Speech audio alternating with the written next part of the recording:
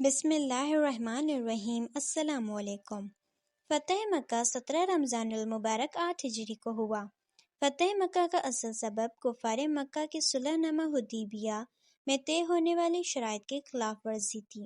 صلح نامہ حدیبیہ کی روز سے تمام عرب قبائل کو یہ اختیار دیا گیا تھا کہ وہ اس صلح نامہ کے دو فریقوں یعنی کفار مکہ اور مسلمانوں میں سے کسی ایک کے ساتھ بلا روک ٹوک شریک ہو سکتے ہیں، اور جو قبیلہ بھی ان دو فریقوں میں سے جس کے ساتھ شریک ہوگا وہ اسی فریق کا حصہ سمجھا جائے گا۔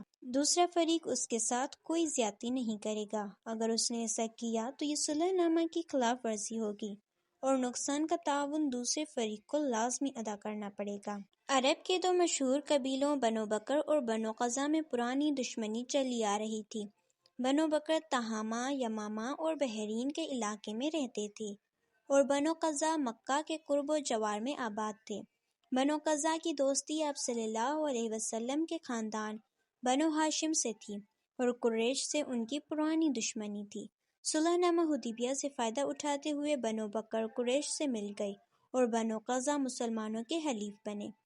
ابھی صلح نامہ حدیبیہ کو تقریباً 1 سال اور 10 ماہ ہوئے تھے کہ بنو بکر نے 7 شعبان 8 ہجری کو رات کی تاریکی کا فائدہ اٹھاتے ہوئے بنو قزا پر حملہ کر دیا۔ اس اچانک حملے میں بنو قزا کے بہت سے لوگ قتل ہو گئے۔ بنو قزا نے جان بچانے کے لیے بھاگ کر حرم مکہ میں پناہ لی، لیکن بنو بکر نے حرم مکہ میں بھی ان کا تعاقب کیا۔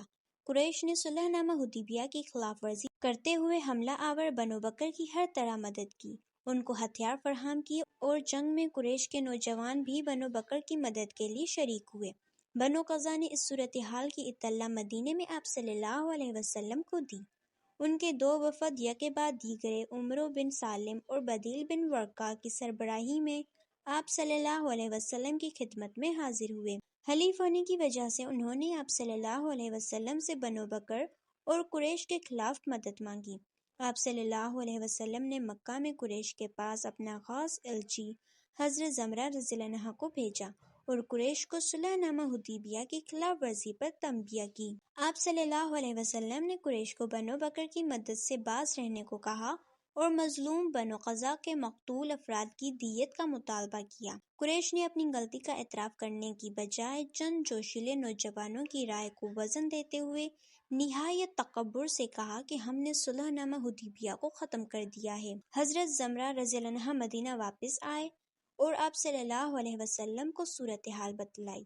چند دن بعد کفار مکہ کو صلح نامہ حدیبیہ کو ختم کرنے کی غلطی کا احساس ہوا۔ دار الندوۃ میں صلاح مشورے کے بعد قریش نے ابو سفیان کو اپنا قاصد بنا کر مدینہ آپ صلی اللہ علیہ وسلم کی خدمت میں بھیجا اور صلح نامہ حدیبیہ کو دوبارہ جاری رکھنے اور اس کی مدت بڑھانے کی تجویز پیش کی، لیکن آپ صلی اللہ علیہ وسلم اس بات پر کسی طرح بھی راضی نہ ہوئے اور کفار مکہ کی یہ سفارتی کوشش کامیاب نہ ہو سکی۔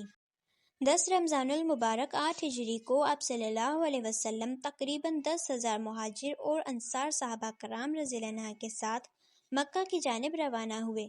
مسلمان لشکر میں ام المومنین حضرت ام سلمہ رضی اللہ عنہا اور ام المومنین حضرت میمونہ رضی اللہ عنہا بھی شامل تھیں۔ راستے میں کچھ دیگر قبائل بھی اس لشکر میں شامل ہوئے۔ مسلمان لشکر سفر طے کرتے ہوئے 6-7 دن میں مکہ کے قریب پہنچا اور وادی فاطمہ میں پڑاؤ ڈالا۔ یہ وادی مکہ سے 10 میل کے فاصلے پر تھی۔ آپ صلی اللہ علیہ وسلم نے مسلمان فوج کو حکم دیا کہ رات کو مختلف ٹولیوں میں بٹ جاؤ اور ہر ٹولی اپنا خیمہ لگا کر اس میں آگ روشن کرے۔ یہ آپ صلی اللہ علیہ وسلم کی ایک جنگی چال تھی اور اس کا واحد مقصد یہ تھا کہ رات کی تاریکی میں جگہ جگہ آگ دیکھ کر کفار مکہ پر نفسیاتی اثر پڑے اور ان کے ذہن میں یہ بات آ جائے کہ مسلمانوں کے ایک بہت بڑے لشکر نے ہر طرف سے امٹ کر مکے کا محاصرہ کر لیا ہے۔ یہ جنگی چال نہایت کامیاب رہی۔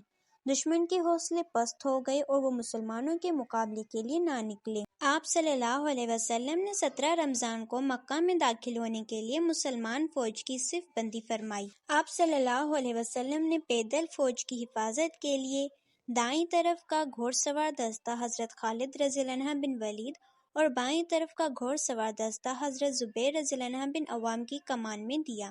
آپ صلی اللہ علیہ وسلم صحابہ کرام رضی اللہ عنہ کے ساتھ بغیر کسی بڑے کشت و خون کی فاتحانہ انداز میں مکہ میں داخل ہوئے۔ کفار مکہ کی طرف سے کوئی مزاحمت نہ ہوئی۔ پہلے آپ صلی اللہ علیہ وآلہ وسلم حرم کعبہ گئے، خانہ کعبہ کے آس پاس نصب کیے ہوئے بتوں کو توڑا، حجر اسود کو بوسہ دیا اور بیت اللہ کا طواف کیا۔ آپ صلی اللہ علیہ وسلم نے خانہ کعبہ کی چابی منگوائی۔ خانہ کعبہ کا دروازہ کھلا تو آپ صلی اللہ علیہ وسلم حضرت بلال رضی اللہ عنہ اور حضرت اسامہ بن زید رضی اللہ عنہ کے ساتھ خانہ کعبہ کے اندر داخل ہوئے۔ آپ صلی اللہ علیہ وسلم نے خانہ کعبہ کو اندر سے بتوں اور دیواروں پر حضرت ابراہیم علیہ السلام اور حضرت اسماعیل علیہ السلام کی بنائی ہوئی تصویروں سے پاک کیا۔ آپ صلی اللہ علیہ وسلم اپنی چھڑی سے بتوں کو چھوتے گئے اور ایک آیت پڑھتے گئے اور بت گرتے گئے۔ آپ صلی اللہ علیہ وسلم نے خانہ کعبہ کے اندر شکرانے کے نفل پڑھے، پھر خانہ کعبہ کے دروازے پر کھڑے ہو کر ہجوم سے مخاطب ہوئے۔ کفار مکہ سہمے سہمے ہوئے کھڑے تھے۔ آپ صلی اللہ علیہ وسلم نے ان سے کہا، میں آپ کے ساتھ کیا سلوک کرنے والا ہوں؟ سب نے کہا، آپ ہمارے معزز بھائی ہیں اور معزز بھائی کے بیٹے ہیں۔ آپ صلی اللہ علیہ وآلہ وسلم نے فرمایا، میں آپ کے ساتھ وہی معاملہ کروں گا جو حضرت یوسف علیہ السلام نے اپنے بھائیوں کے ساتھ کیا تھا۔ جاؤ، تم سب آزاد ہو، میں نے تمہیں معاف کر دیا ہے۔ مسلمانوں نے فتح مکہ کے بعد 10 دن تک مکہ میں قیام کیا۔ اس دوران آپ صلی اللہ علیہ وسلم نے مکہ میں کچھ انتظامی امور طے کیے اور پھر آپ صلی اللہ علیہ وسلم نے فاتح مسلمان لشکر کے ساتھ وادی حنین کی طرف پیش قدمی فرمائی۔ سبحان اللہ۔ ملتے ہیں ایک دوسرے خوبصورت واقعے کے ساتھ، جب تک کے لیے اللہ حافظ۔